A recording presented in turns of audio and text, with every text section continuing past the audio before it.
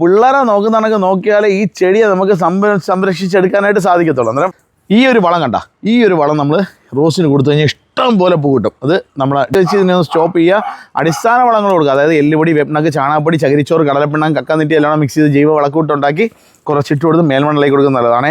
ഇതാണ് ഇന്നത്തെ ടിപ്പ്. അതായത് നിങ്ങൾക്ക് കാണുമ്പോൾ നമ്മുടെ പേജ് കാണുമ്പോൾ എന്തെങ്കിലും പ്രയോജനം വേണമല്ലോ. അന്നേരം ഇതാണ്ട് ഇതേപോലെ പൂ പൊഴിഞ്ഞു കണ്ട, പൂ കൊഴിഞ്ഞ് നിറച്ച് ഫ്ലവർ ഉണ്ടായിരുന്നു കേട്ടോ. പക്ഷെ നമ്മളിൽ എക്സിബിഷനൊക്കെ ആയിട്ട് നടന്നുകൊണ്ട് കണ്ടില്ല, മറന്നുപോയി. അതിനെന്താണ്ട് പുതിയ ബഡ് ചെയ്യുന്ന കിളിയിലൊക്കെ വന്നത് കൊണ്ട് ഇത് കണ്ട, ഈ പൂ കൊഴിഞ്ഞപ്പോഴത്തേക്ക് ഇത്രയും താത്ത് നമ്മൾ കട്ട് ചെയ്യുക. അതാണ്ട് മുട്ട അടിക്കാൻ വേണ്ടി പോകുക. അതാണ്ട് ഈ ഭാഗത്ത് വെച്ച് കട്ട് ചെയ്യുകയാണേ. കണ്ടല്ലേ ഫ്രണ്ട്സ്, ഗുഡ് മോർണിംഗ്. ഇന്ന് നമ്മൾ ഒരു വെറൈറ്റി വീഡിയോ ആയിട്ടാണ് വന്നേക്കുന്നുണ്ട്. മരം പോലത്തെ റോസ് ചുമ്മാ പറയുന്നത് നല്ലതാണ്. മരം പോലത്തെ സ്റ്റാൻഡേർഡ് ടൈപ്പ് റോസ് നമ്മൾ ബഡ് ചെയ്ത് ഉണ്ടാക്കിയ വെറൈറ്റി വീഡിയോ നിങ്ങൾ ഇതിനകത്ത് കാണും കേട്ടോ. അതിനകത്ത് നമ്മളെ പേജിനകത്ത് കയറി നോക്കി കഴിഞ്ഞാൽ ഇത് വർഷം ഒരു കൊല്ലമായി, ഇല്ല 1 കൊല്ലമായി കണ്ടു. ഏകദേശം 1 കൊല്ലത്തിന് മുമ്പ് നമ്മളിത് ബഡ് ചെയ്യുന്ന വീഡിയോ നമ്മളെ പേജിനകത്ത് ഇട്ടിട്ടുണ്ട്. അതിനെന്താണ്ട് ഇത് ഒരു ബഡല്ല കേട്ടോ. അതാ ഇനി വന്നേ, അടുത്ത് വന്നേ. ഇത് കണ്ട, ഇത് ഒരു ബഡാണേ. അതേപോലെ തന്നെ ഇതും ഒരു ബഡാണ് കണ്ട. അതേപോലെ തന്നെ ഇവിടെ 3 ബഡാണ് നമ്മൾ വെച്ചേക്കുന്നത്. ഒരെണ്ണം എങ്ങനെയോ ഇളകിപ്പോയി, പക്ഷെ എന്നാലും അത് അവിടെ നിന്നുകൊണ്ടും പൂത്തുന്നതാണ്.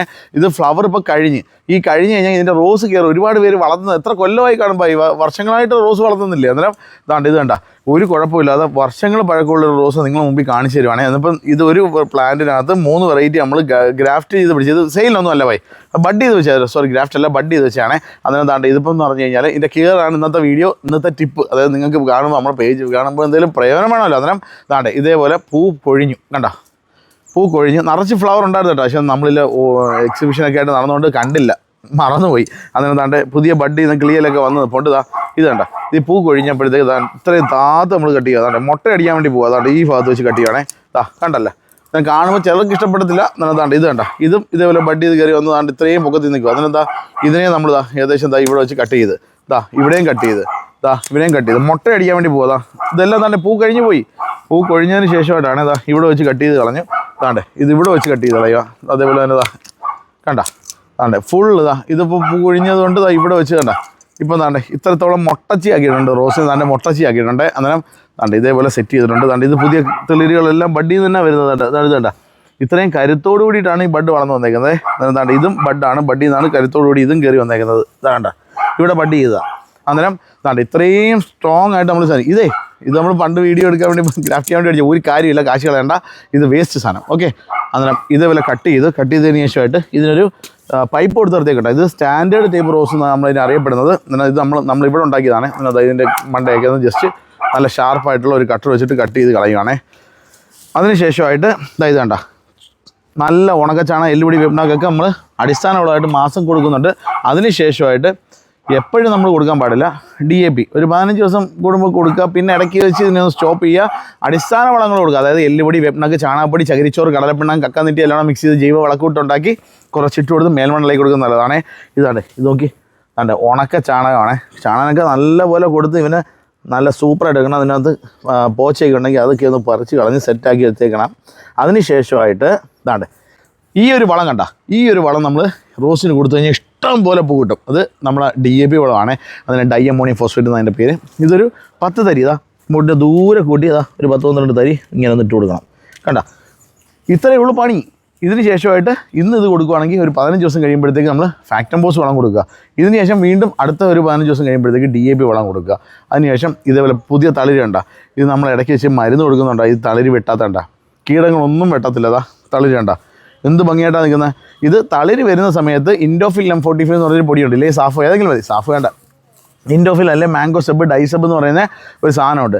അത് 1 ലിറ്റർ വെള്ളത്തിനകത്ത് 1 ടേബിൾ സ്പൂൺ ഇട്ട് നല്ലപോലെ കലക്കിയിട്ട് ഈ തളിര് വരുന്ന സമയത്തൊന്ന് സ്പ്രേ ചെയ്ത് കൊടുത്താൽ ഫംഗസിൻ്റെ ആക്ഷൻ അങ്ങ് കുറഞ്ഞ് കിട്ടും. അതേപോലെ തന്നെ റീവ എന്ന് പറഞ്ഞൊരു സാധനമുണ്ട്, അല്ലെങ്കിൽ ടാറ്റയുടെയാണ് കേട്ടോ റീവ. ഇത് ഒരു 5 മില്ലി കൂടുതലൊന്നും ഇറങ്ങട്ടെ, 5 മില്ലി 1 ലിറ്റർ വെള്ളത്തിലെടുത്ത് നല്ലപോലെ കലക്കുക. നല്ലപോലെ കലക്കിയതിന് ശേഷം അതും കൂടെ ഒന്ന് സ്പ്രേ ചെയ്ത് കൊടുത്തു കഴിഞ്ഞാൽ അത് മാസത്തിൽ ഒരിക്കൽ മാറി തിരിഞ്ഞ് കൊടുക്കുകയാണെന്നുണ്ടെങ്കിൽ നമുക്ക് കീടങ്ങളെ ഒഴിവാക്കാൻ പറ്റും.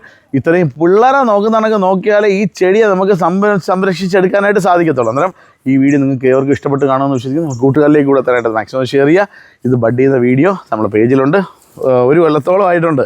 അന്നേരം 1 കൊല്ലം മുമ്പുള്ള പ്ലാന്റ് ബഡ്ഡിങ് വീഡിയോ കിടപ്പുണ്ട്. കയറി നോക്കി കഴിഞ്ഞാൽ ബഡ്ഡിങ്ങും കാണാം. ഓക്കെ, അന്നേരം അടുത്ത വീഡിയോ ആയിട്ട് ഉടനെ കാണാം.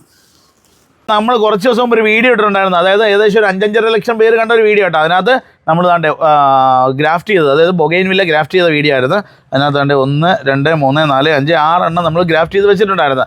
അതിനകത്ത് 1 2 3 4 5 എണ്ണം കിട്ടിയെന്ന് നമ്മൾ നേരത്തെ പറഞ്ഞിട്ടുണ്ടായിരുന്നേ. അതിനകത്ത് ചെറിയൊരു പണി കിട്ടിയായിരുന്നു. അന്നേരം പണി കിട്ടിയെന്ന് പറഞ്ഞു കഴിഞ്ഞാൽ ഇതാണ്ട് 2 എണ്ണത്തിനകത്ത് വെള്ളം അതിനകത്ത് എങ്ങനെയോ കയറി, എവിടെയോ ഹോൾ ഉണ്ടായിരുന്നു. നമ്മൾ ഇടുന്ന കവറുകളില്ലേ, കവറിനകത്ത് ഹോൾ എന്തോ ഉണ്ടായിരുന്നു. അന്നേരം അതിനകത്തുനിന്ന് പണി കിട്ടിയിട്ടുണ്ട്. അന്നേരം നമുക്ക് ജസ്റ്റ് എല്ലാം ഒന്ന് ഓപ്പൺ ചെയ്താലാ.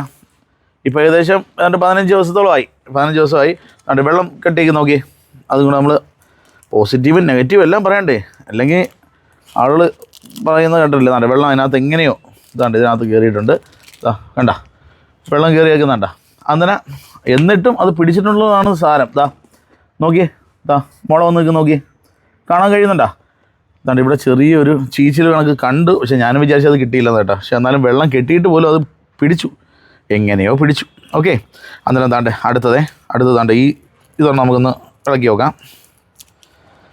ഓക്കെ, ഇതാണ്ടേ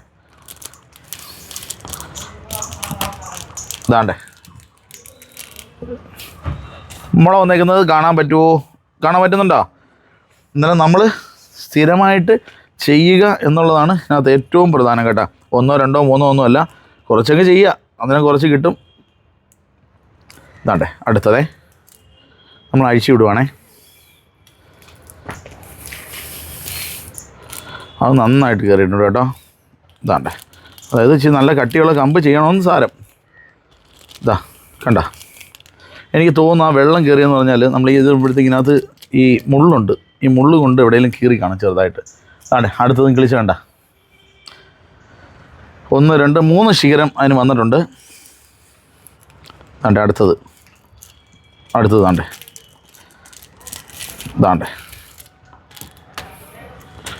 അടുത്തതും കിളിയിലായിട്ടുണ്ട്. കാണാൻ കഴിയുന്നുണ്ടോ? 1 2 3 4 വെറൈറ്റി പിടിച്ചിട്ടുണ്ട്. ഇനി 5-മത്തത് നോക്കട്ടെ. അപ്പോൾ അതൊക്കെ എങ്ങ് കട്ട് ചെയ്തെടുക്കുക.